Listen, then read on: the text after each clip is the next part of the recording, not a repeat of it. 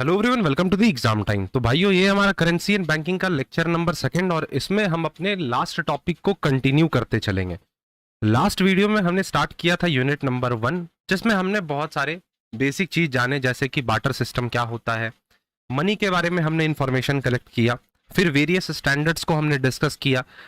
उसी सीक्वेंस में आज हम लोग जानेंगे मनी प्रॉपर क्या होता है और इससे रिलेटेड सारे वो कंसेप्ट जिससे क्वेश्चंस बनने के एग्जाम में चांसेस होते हैं, उसको हम लोग डिस्कस करते चलने वाले हैं। तो बिना किसी देरी के अपने आज के सेशन को स्टार्ट करते हैं। क्लियरली तुम देख पा रहे होगे, तुम्हें 3 एजुकेटर्स यहाँ पे पढ़ाने वाले हैं।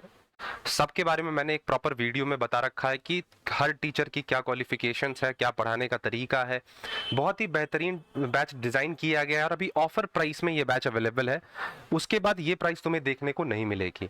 तो जाओ एग्जाम टाइम ऐप डाउनलोड करो, लिंक डिस्क्रिप्शन में है, प्ले स्टोर पे जाके डाउनलोड करो और इस बैच को फटाफट ज्वाइन करो, क्योंकि अब क्लासेस यहाँ पे रेगुलर पोस्ट होंगी। साथ ही साथ व्हाट्सएप ग्रुप एमकॉम एंट्रेंस के लिए मैंने बना रखा है, व्हाट्सएप चैनल पूरे एग्जाम टाइम चैनल के लिए बना रखा है, और टेलीग्राम चैनल। इन तीनों के लिंक तुम्हें डिस्क्रिप्शन में मिल जाएंगे, जाके तीनों को ज्वाइन कर लो। व्हाट्सएप ग्रुप में तुम डिस्कशन कर सकते हो, चैनल्स में तुम्हें क्लास की notification, DPP, polls and quizzes मिल जाती हैं, और टेलीग्राम चैनल पे भी सेम चीज मिल जाती है। तो जाके फटाफट ज्वाइन कर लो तीनों जगह पे। स्टार्ट करते हैं अपने आज के सेशन को। लास्ट लेक्चर में हमने क्या क्या डिस्कस कर लिया था, एक बार मैं जस्ट तुम्हें उसका ओवरव्यू दे देता हूं।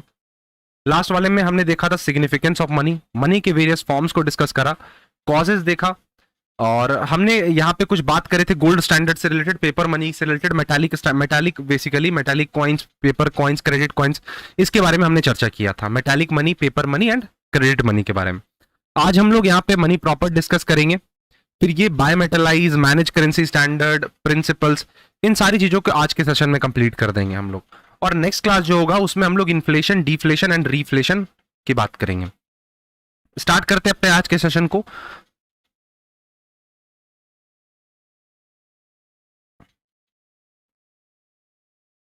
तो हम लोग बात करने वाले हैं मनी प्रॉपर की। मनी प्रॉपर से तुम क्या समझते हो? आसान भाषा में अगर तुम्हें मैं समझाऊं, वो सारे पैसे जो कि अभी हमारे भारत में एक्टिव सर्कुलेशन में है और उसको मीडियम ऑफ एक्सचेंज की तरह एक्सेप्ट किया जा रहा है, उसको हम लोग मनी प्रॉपर बोलते हैं। इसके अंदर वो सारे करेंसी नोट्स आ जाएंगे, वो सारे कॉइन्स आ जाएंगे जो कि हमारी सरकार इशू करती है या फिर आरबीआई इशू करती है, जिसे कि हम सेंट्रल बैंक बोलते हैं। तो money proper refers to money that is in active circulation within a country. It is widely acceptable as a medium of exchange. It includes currency notes and coins जो कि किसी central authority जैसे कि सरकार या फिर central bank के द्वारा इशू की गई हो।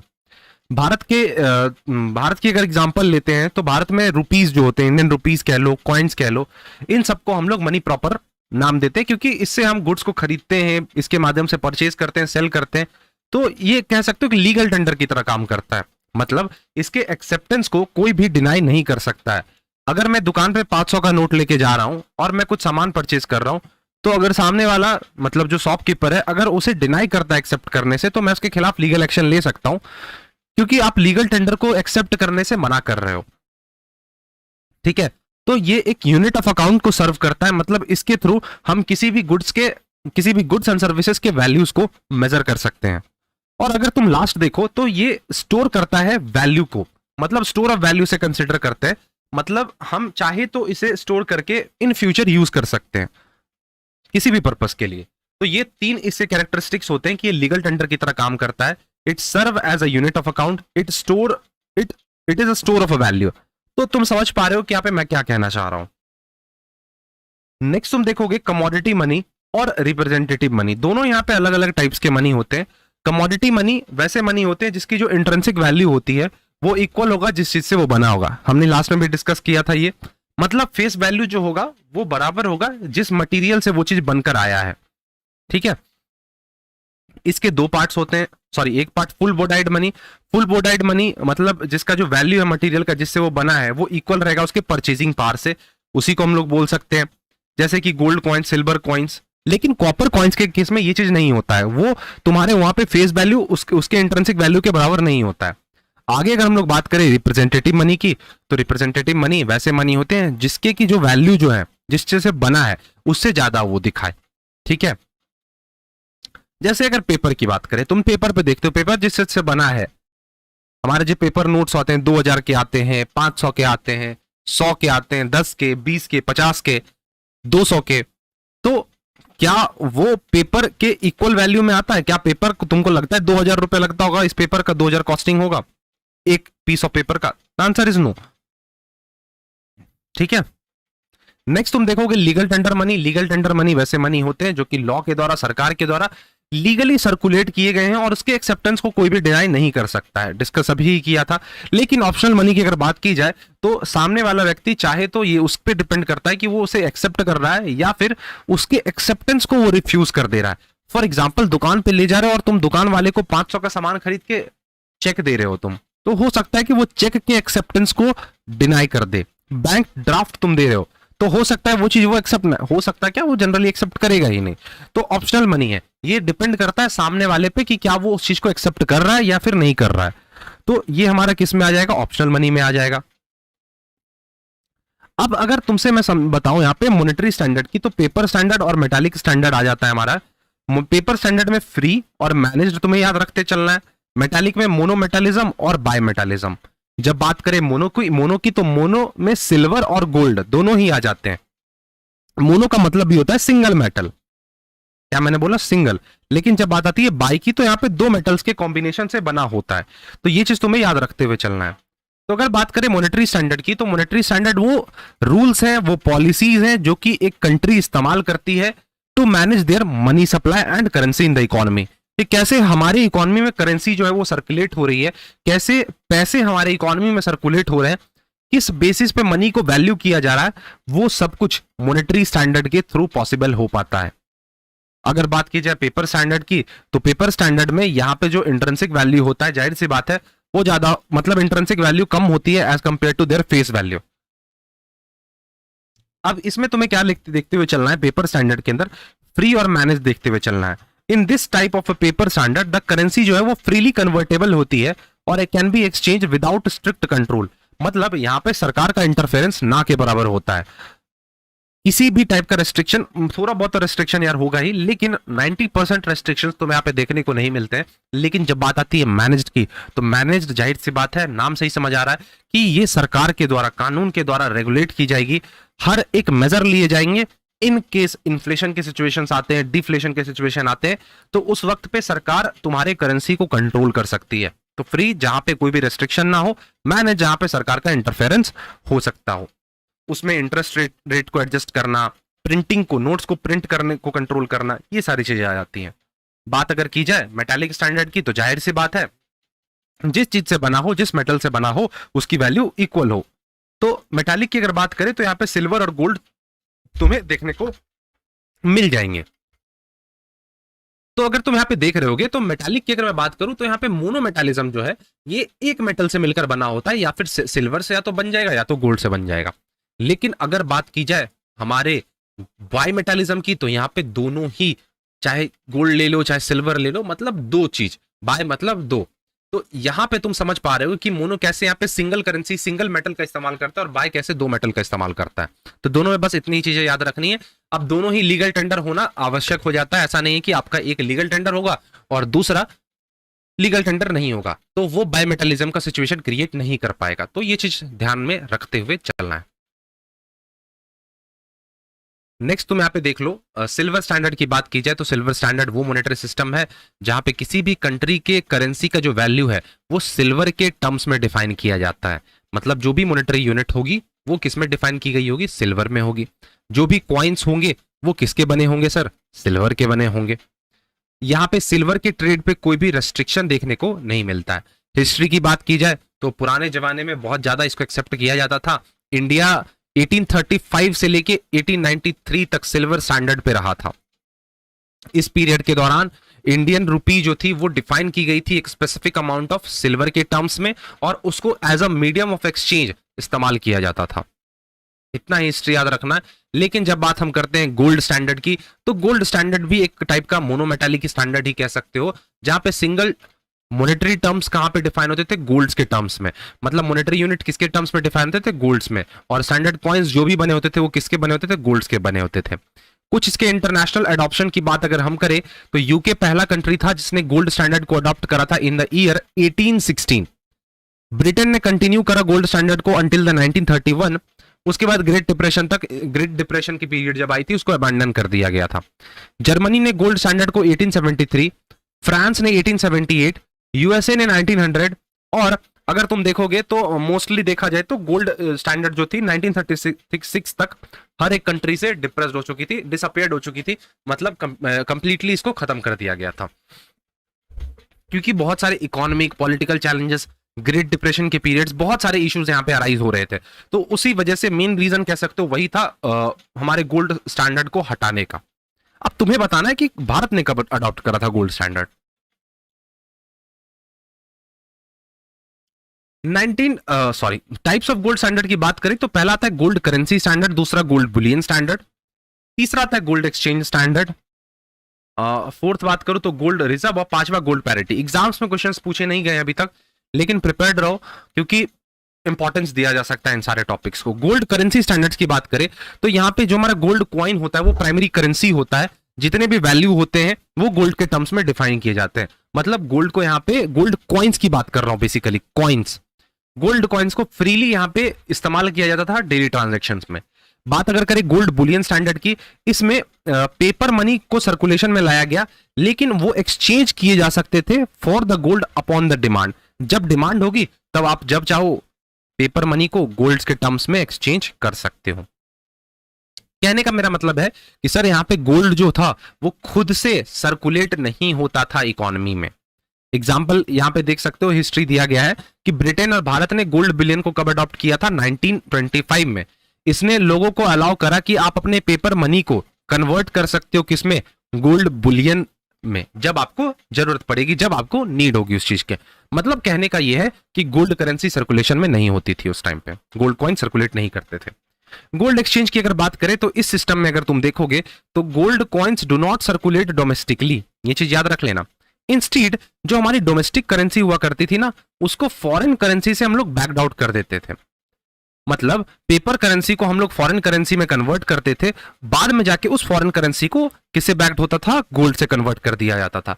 तो यहां पे डायरेक्टली नहीं किया जाता था, लेकिन इनडायरेक्टली यहां पे सर्कुलेशन में गोल्ड हमारा देखने को मिल रहा था, क्योंकि यहां पे हम डोमेस्टिक करेंसी जो भी हमारा हो उसको हम फॉरेन रिजर्व्स में बैक कर देते थे, और वो जो फॉरेन करेंसी था वो किससे बैक होता था, गोल्ड से बैक होता था। तो इनडायरेक्टली अगर तुम देखो तो हमारी जो गोल्ड करेंसी है वो ही घूम रही है। मैकेनिज्म की अगर बात की जाए तो ये ऐसे स्टैंडर्ड्स थे जो कि रिलाई करते थे किसमें, फॉरेन एक्सचेंज रिजर्व पे। एक कंट्री की फॉरेन एक्सचेंज रिजर्व कितनी है उस पर डिपेंड करता था कि हमारा गोल्ड एक्सचेंज स्टैंडर्ड सर्कुलेट होगा या फिर नहीं होगा। डोमेस्टिक करेंसीज को डायरेक्टली कन्वर्ट नहीं किया जाता था गोल्ड में, लेकिन इसको एक्सचेंज करते थे हम लोग सबसे पहले किसमें, फॉरेन करेंसी में। उसके बाद हम लोग उस फॉरेन करेंसी को गोल्ड से बैक्ड करते थे। एक बार आसान भाषा में हम लोग यहाँ पे समझने की कोशिश करते हैं कि हमारी जो करेंसी होती थी, जो करेंसी सर्कुलेशन में है हमारी, जो भी करेंसी सर्कुलेशन में, सबसे पहले इसको हम लोग क्या करते थे, जो भी फॉरेन करेंसीज है, फॉरेन रिजर्व्स है हमारे पास, उसमें कन्वर्ट करते थे। ठीक है, उसके बाद इस फॉरेन रिजर्व को किससे बैक कर दिया जाता था, गोल्ड से। तो ये चीज तुम समझ पा रहे हो, इनडायरेक्टली कहीं ना कहीं गोल्ड ही सर्कुलेशन में हुआ करता था। ठीक है,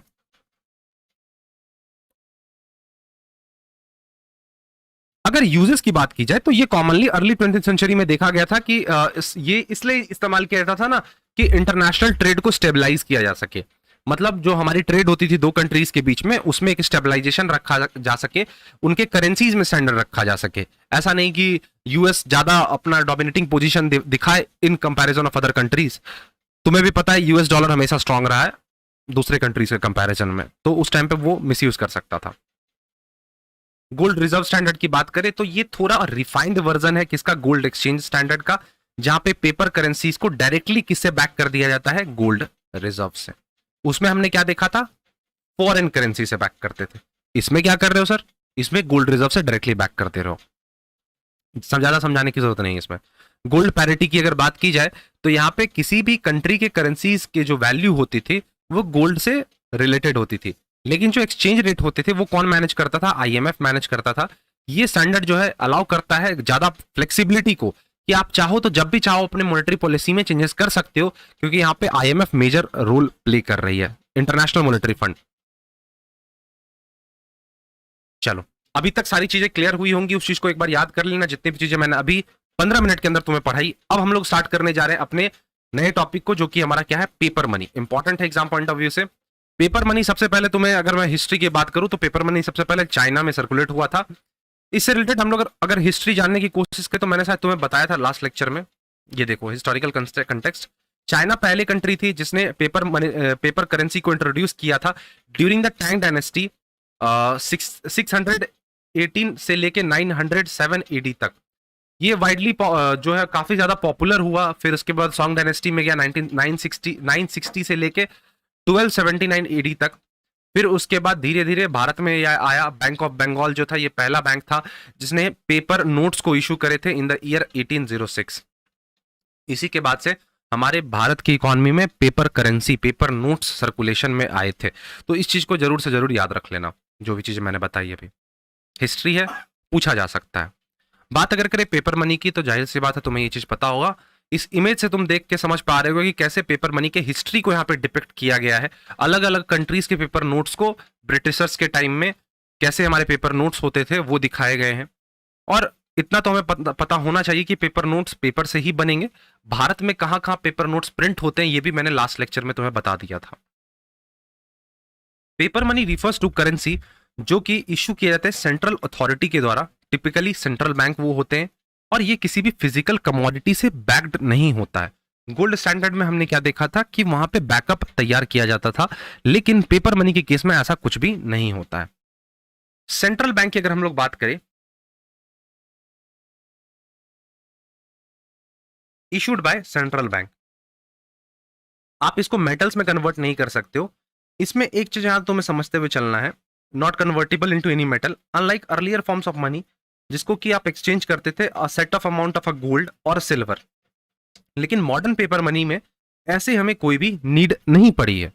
तो इससे हमें एक शिफ्ट देखने को मिला। गोल्ड और सिल्वर से हम कहां शिफ्ट कर गए, मैनेज्ड करेंसी स्टैंडर्ड पे, या फिर जैसे कि हम लोग फियाट स्टैंडर्ड भी बोलते हैं या फियाट मनी भी बोलते हैं। इसका मतलब यह है कि वैसे मनी जो कि सरकार के रेगुलेशन के द्वारा डिराइव हुई हो।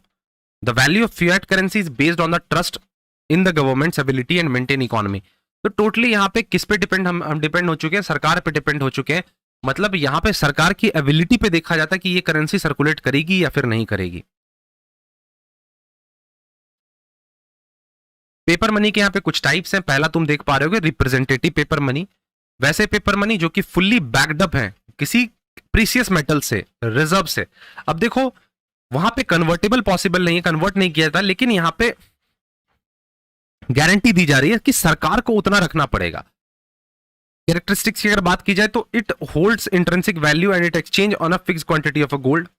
कन्वर्टेबल की बात करें तो ये पार्शियली गोल्ड रिजर्व से बैक्ड होता है, ऐसा नहीं कि फुल पोर्शन बैक्ड होगा यहाँ पे।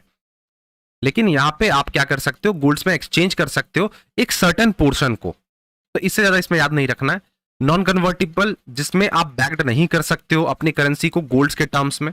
सोनली आप यहाँ पे गवर्नमेंट के क्रेडिट पे ही डिपेंड करोगे, गवर्नमेंट के ट्रस्ट पे ही डिपेंड करोगे। तो यहाँ पे कोई भी प्रॉमिस नहीं होती, कोई भी गारंटी नहीं होती कि आप पेपर मनी को कन्वर्ट कर सकते हो। ठीक है, जैसे मॉडर्न करेंसी, जैसे यूएस डॉलर के केस में चीज देखा जाता है, यूरो के केस में देखा जाता है, अपने भारत के रुपये में देखा जाता है, ये नॉन कन्वर्टेबल होती है। इसको आप as a medium of exchange तो यूज करते हो, लेकिन ये बेस्ड किस पे होते हैं, गवर्नमेंट के ट्रस्ट पे, not based on a physical commodity like gold and silver. समझ गए ना कि क्या कहने का मेरा मतलब है। फियाट मनी की बात करें तो फियाट मनी क्या है, नॉन कन्वर्टेबल मनी है, वही मॉडर्न मनी जो कि इशू किया जा रहा है without any backing by the reserve. It is typically introduced by the time of emergency such as war, economic crisis, इन सब चीजों में इशू किया जाता है। कैरेक्टरिस्टिक्स एक बार रीड कर लेना। चलो, प्रिंसिपल मोस्ट इंपॉर्टेंट हो जाते हैं एग्जाम पॉइंट ऑफ व्यू से। बहुत पहले सीयूसीटी जब होता था तब पूछा गया था। प्रिंसिपल्स, दो प्रिंसिपल याद रखने, करेंसी प्रिंसिपल याद रख लेना और दूसरा बैंकिंग प्रिंसिपल याद रख लेना। करेंसी प्रिंसिपल क्या कहता है कि आप जो भी यहाँ पे करेंसी, आपके जितने भी यूनिट्स होंगे करेंसी के, वो 100% बैक्ड होने चाहिए किसी मेटालिक रिजर्व से। अब वो मेटालिक रिजर्व या तो गोल्ड हो सकते हैं या तो सिल्वर हो सकते हैं। इस आइडिया के पीछे इस पॉइंट के पीछे ये आइडिया रहा था कि हमारी जो इकोनॉमी है, वो जब हमारी इकोनॉमी में जो भी करेंसी सर्कुलेट करेगी वो फुल्ली सपोर्ट की जाएगी किसी ना किसी मेटालिक प्रीशियस मेटल से। This principle is based on maintaining strict control over the money supply, preventing inflation, जो कि इन्फ्लेशन को कंट्रोल करेगा, और ये इंश्योर करेगा कि हमारी जो करेंसी है वो स्टेबल है। एग्जाम्पल के तौर पे ले लो कि अगर एक गवर्नमेंट इशू कर रही है certain amount of paper money, तो उसको एक इक्विवेलेंट अमाउंट ऑफ गोल्ड या तो सिल्वर से उसको बैक करना जरूरी हो जाता है। लेकिन बैंकिंग प्रिंसिपल क्या कहता है कि फुल मेटालिक रिजर्व आपको जरूरत नहीं पड़ेगी। यहां पे आप जो भी नोट इशू कर रहे हो, आपको बस उसका एक फ्रैक्शन इशू रखना है मेटालिक रिजर्व का। This allows more flexibility of a government और a central bank in managing currencies, managing note supply. तो banking principle full metallic reserve रखने को नहीं बोलता, लेकिन पोर्शन तो जरूर रखने को बोलता है, एक फ्रैक्शन रखने को जरूर बोलता है। इसीलिए इसको हम फ्रैक्शनल रिजर्व सिस्टम भी बोलते हैं। तो ये सारे बेसिक पॉइंटर्स हैं, याद रखते हुए चलना। अब देखो, नोट इशू के भी कुछ प्रकार के मेथड्स हैं, उसको अगर तुम यहां पे समझने की कोशिश करो। एक मिनट, टोटल कितने मेथड्स हैं? 5 मेथड्स हैं। ठीक है, एक एक करके समझते हैं। पहला नोट इशू का मेथड आता है सिंपल डिपॉजिट सिस्टम। इस सिस्टम में हम लोग क्या करते हैं, 100% बुलियन रिजर्व मेंटेन करते हैं, चाहे वो गोल्ड का हो या फिर सिल्वर का हो। Is held for every note जो भी इशू किए जा रहे हैं। This ensure that every note can be fully redeemed for gold and silver. इससे इन्फ्लेशन के सिचुएशन को एलिमिनेट किया जा सकता है। फॉर एग्जाम्पल, अगर सेंट्रल बैंक $1000 के नोट इशू कर रही है, तो उसको $1000 के वर्थ के गोल्ड भी रिजर्व में रखने होंगे। जनरली ये गोल्ड स्टैंडर्ड के एरा में इस्तेमाल किया जाता था, सिंपल डिपॉजिट सिस्टम। उसके बाद हमारा आया fixed फिडिसरी system.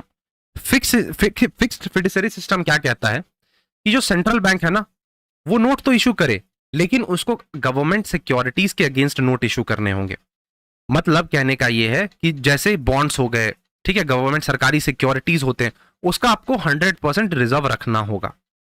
This allows the government some flexibility to issue money backed by the financial asset. तो यहां पे फाइनेंशियल एसेट से आपके करेंसी को बैक किया जा रहा है। ठीक है, एग्जांपल दे लेके देख सकते हो कि गवर्नमेंट जो यहाँ पे नोट्स इशू कर रही है up to worth a certain fix limit, जैसे $1 मिलियन, तो उसको आपका जो सिक्योरिटीज है ना, वो भी $1 मिलियन का होना चाहिए, तभी आप इशू कर पाओगे। मैक्सिमम फिडेसरी सिस्टम का बात अगर हम लोग यहां पे करें, तो ये सिस्टम अलाउ करता है without the fully banking by the gold और अदर प्रीसियस मेटल्स। कहने का मतलब है यहां पे एक मैक्सिमम लिमिट सेट कर दिया जाता है। मैक्सिमम लिमिट मान लो यहां पे $2 मिलियन मैंने सेट कर दिया। अब 2 मिलियन तक मैं बिना किसी बैकअप के नोट्स इशू कर सकता हूं। लेकिन जैसे इस लिमिट को मैं क्रॉस करूंगा, मुझे उसके बाद बैकअप्स रखने होंगे।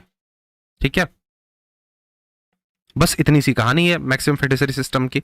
तो याद होना चाहिए कि मैक्सिमम फिडेसरी सिस्टम क्या कहता है कि आप नोट इशू करो without full banking by the gold, लेकिन आपको एक मैक्सिमम लिमिट तक ये चीज कर पाओगे। जैसे ही आप मैक्सिमम लिमिट क्रॉस करते हो, उसके बाद आपको यहां पे बैकअप्स तैयार करने होंगे। प्रोपोर्शनल रिजर्व सिस्टम की बात करें तो प्रोपोर्शनल रिजर्व सिस्टम थोड़ा सा यहाँ पे अलग सिचुएशन बन जाता है। प्रोपोर्शन की बात हो जाती है, यहाँ पे एक फिक्स्ड प्रोपोर्शन हो जाता है, जैसे 40% या 50% कह सकते हैं कि आपको इतना अमाउंट गोल्ड रिजर्व से बैकअप कर लेना, और जो रिमेनिंग नोट्स हैं वो आप चाहो तो गवर्नमेंट सिक्योरिटी से भी बैकअप कर सकते हो। फॉर एग्जाम्पल 40% आपने गोल्ड से बैकअप कर लिया और बाकी के 60% आप गवर्नमेंट सिक्योरिटी से बैकअप कर सकते हो। तो ये चीज आपको यहाँ पे देखते हुए चलना है, इसीलिए नाम दिया गया प्रोपोर्शनल। तो यहाँ पे चीजों को आप क्या कर रहे हो, बाइफरकेट कर दे रहे हो, 2 प्रोपोर्शन में बांट दे रहे हो कि आधा हम 40% हम गोल्ड से इशू कर रहे हैं, बाकी के 60% हम गवर्नमेंट सिक्योरिटीज के माध्यम से कर रहे हैं। और लास्ट अगर हम लोग बात करें मिनिमम रिजर्व सिस्टम की, तो इस सिस्टम में सेंट्रल बैंक जो होती है उसको एक मिनिमम स्टैट्यूटरी रिजर्व मेंटेन करना होता है। किसका? गोल्ड का या फिर फॉरेन करेंसी का। 2 वर्ड मैंने यूज किया यहाँ पे, गोल्ड और foreign currency. But beyond that, इसके बाद आप क्या कर सकते हो, unlimited amount of currency issue कर सकते हो। मतलब एक स्टैट्यूटरी रिजर्व आपने सेट कर दिया कि हमारे पास इतने गोल्ड कॉइन्स पड़े हैं, इतने फॉरेन करेंसीज पड़े हैं। अब इसके बाद हम जो नोट्स इशू करेंगे हम फ्रीली इशू कर सकते हैं। तो कहने का बस इतना मतलब है। सेंट्रल बैंक जो है वो मेंटेन मिनिमम रिजर्व कितना, $200 मिलियन गोल्ड्स में, बट ये जो है पेपर करेंसी इशू कर सकती है बियॉन्ड दैट लिमिट। ठीक है, क्लियर? इतनी सी कहानी थी। सो एंड करेंगे अपने आज के क्लास को।